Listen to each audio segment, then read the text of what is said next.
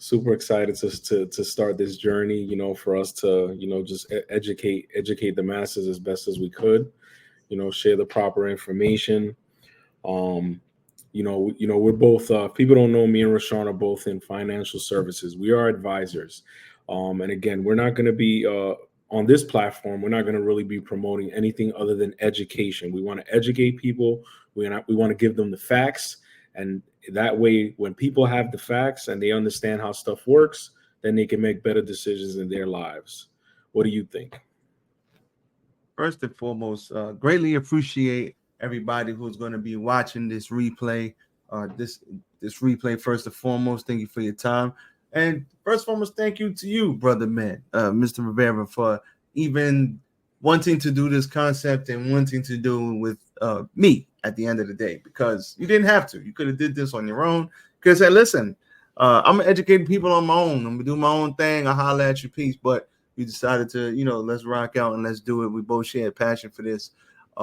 Yes, we both are in financial services, and yes, we won't be doing any promotion here. We'll just be educating the people, answering some questions when we do eventually go live, and helping people to understand that we all are in the money game.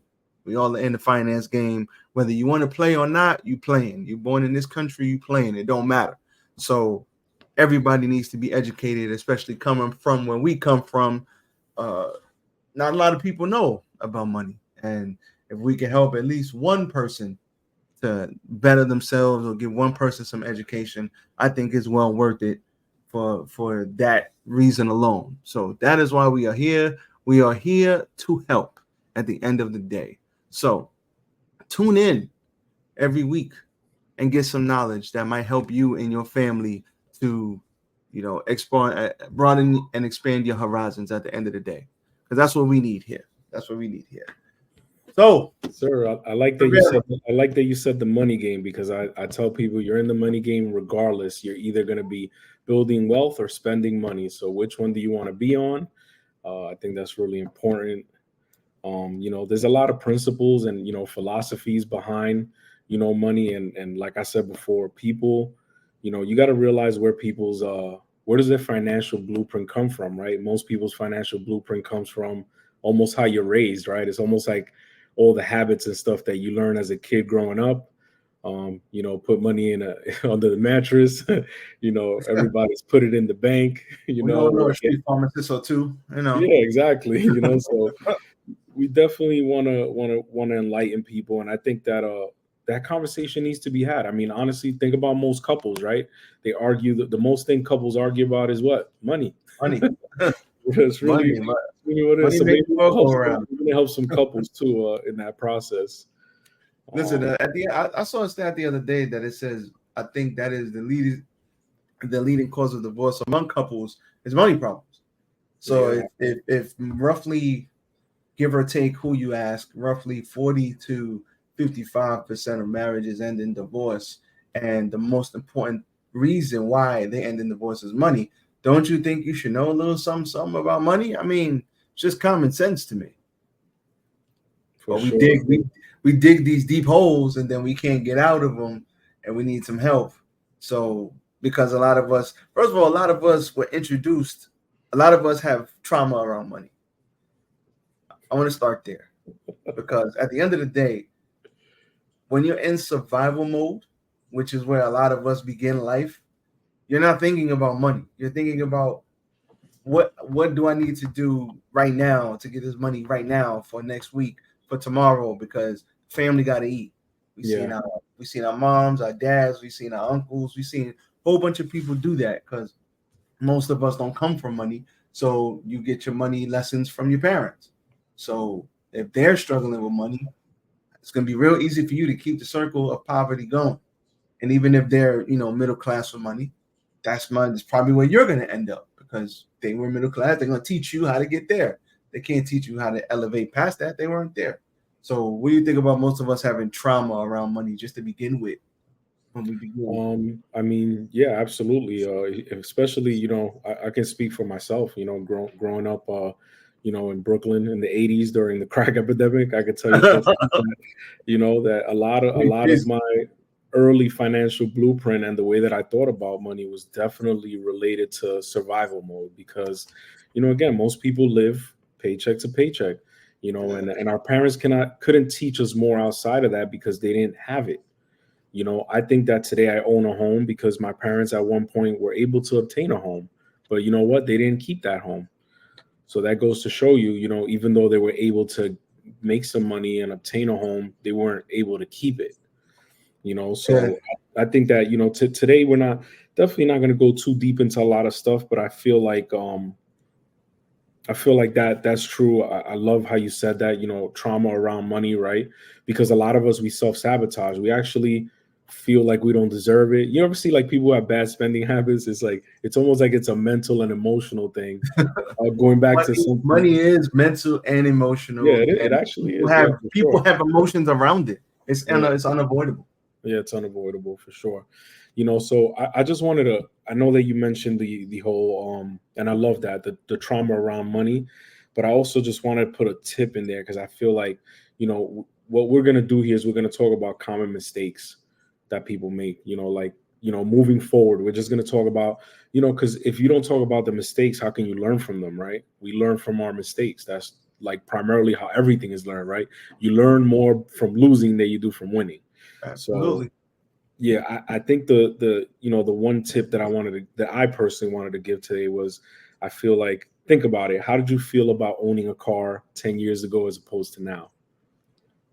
Man, well, when I got my first car, I was first of all, I thought I was a big dog on the block. I was like, oh, no bus no more. I was like, let's go. We are out and about. It doesn't matter. But at the end of the day, I used to sell cars, and that was right around the time I got my first car when I worked at a Toyota dealership, and I just realized how much more expensive a car is now. I remember back then. But you got that car new.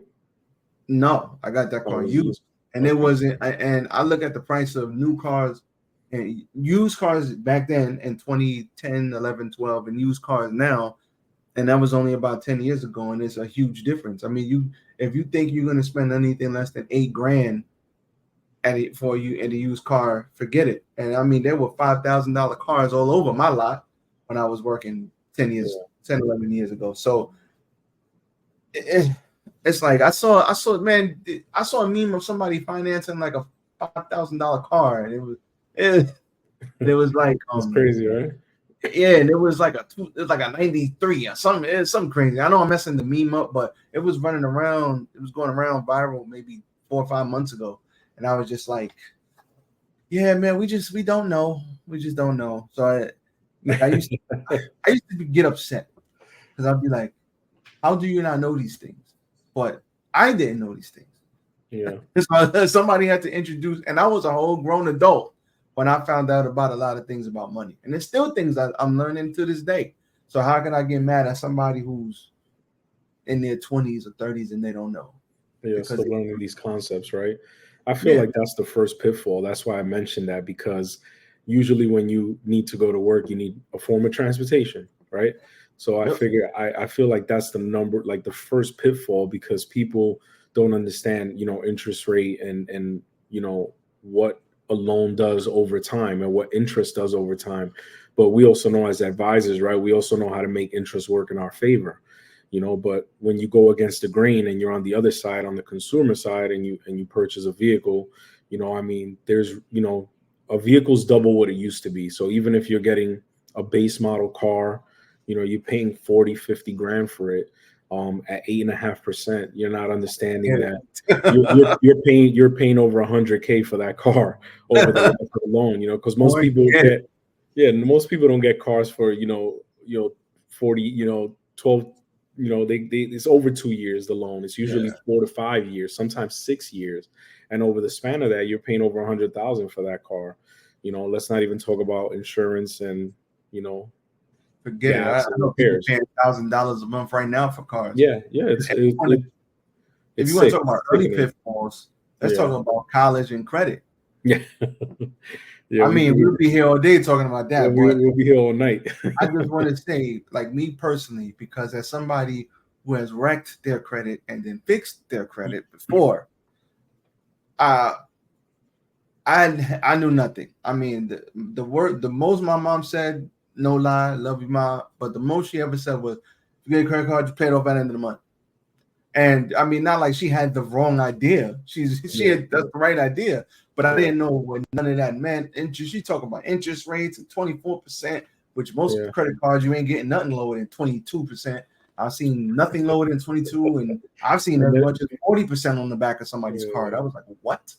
Yeah, but then it always starts at or light 20s, but then it goes up to 29.9. It's like I knew nothing.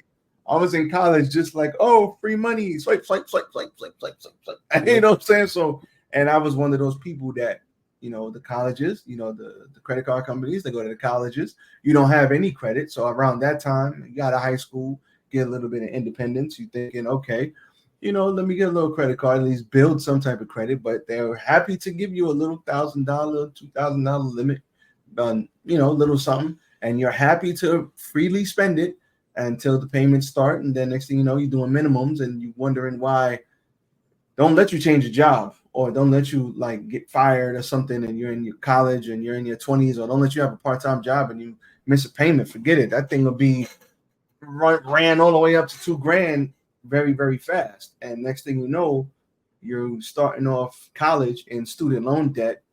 Not getting into that tonight, but on top of credit card debt, and you ain't even out of college yet.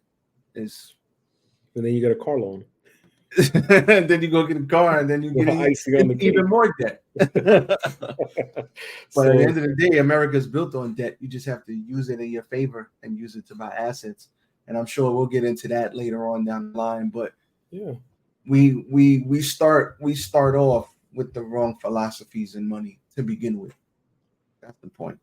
Absolutely. I think we're gonna, as the episodes go on, I encourage everybody, to follow and subscribe, because trust me, the information we don't know is the information that could actually, change our lives completely. I know it's done it for, myself and Rashon. And I feel like the common trends right now, unfortunately, social media is look at us, we're on a stream, we're on a platform, right? And social media has become sort of a place where everybody, kind of pretends they have this, this lifestyle, and I say to myself, can everyone be successful? Can everyone be good looking? Can everyone be wealthy? It's like, come on, man, it's not realistic. So I feel like the common trends nowadays are, people want to show off a lifestyle that they can't keep up with, they don't have. And instead of kind of, delaying gratification. And I know I actually learned that from, Dave Ramsey. He talks about delaying gratification for the long haul. And a lot of people can't do that. They can't delay the gratification. They want the instant, they want that, instant gratification feeling. The popcorn goes into the microwave.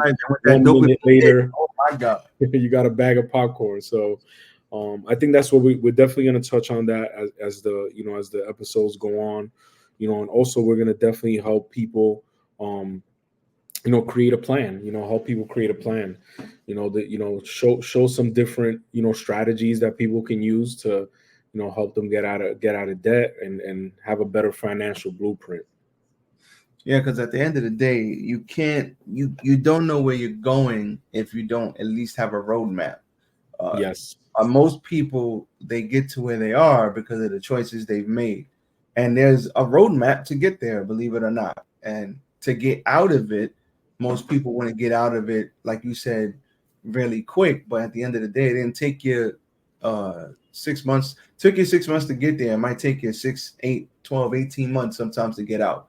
It is what it is. Just to touch on the social media and stuff, that is, where we come from, a time where we grew up without social media, and then we came up with social media as it was literally being created. We froze you? It's all right. You'll come back. Yeah, I'm trying to. Yeah, just hold on. It's all right. You'll come back. It's fine. Again. So we, in worst case, you can exit the room and come back into the room, and then it should fix whatever. But worse, we have the privilege of growing up without social media, where everybody had to be outside, and everybody had to, everybody was out and about, and trying to live life outside human interactions, and then social media comes and it connects us, but it also connects us in a way where we compare a lot more. We compare ourselves to other people. We compare ourselves. It's like we can't, if we don't have that new thing, if we're not doing what someone else is doing, if we're not flying to Paris and all of this other stuff, then we feel like we're losing out, when in all actuality we just need to run our own race. Just because we don't know if that person went bankrupt to get to Paris. Like, we don't know. But this person has a new car and everybody wants to show and put their best foot forward. And there's nothing wrong with that. But at the end of the day, just because somebody has more than you or is doing more than you doesn't mean they're in a better position than you. Everybody has their own thing, and I respect it. But people, it's very hard, especially with the new generations coming up behind us. It's very hard for them not to compare, because they're literally, it's in their face. 4 years old, here, watch this YouTube. Like back then, we didn't have that, Yeah. So it's a whole different thing, and everybody's trying to learn on the fly. But you can't compare yourself to other people. You got to run your own race. You got to, the first thing you do when you're in a hole and you try to get out of the hole is stop digging. You got to do that first. Then you assess the situation, and then you keep it pushing. But yeah, for sure, man. And that's the biggest problem to me that I see. Yeah, man. So I love this idea, man. I love what we're doing. I'm super inspired for it. Again, you're more the tech savvy guy, so I'm just like, I'm a newbie to this. So, but I definitely want to continue. We're definitely gonna do some live streams, and even sometimes have people ask some questions. If people come up with some good questions, and stuff that we can answer for them, that I think that would be productive as well.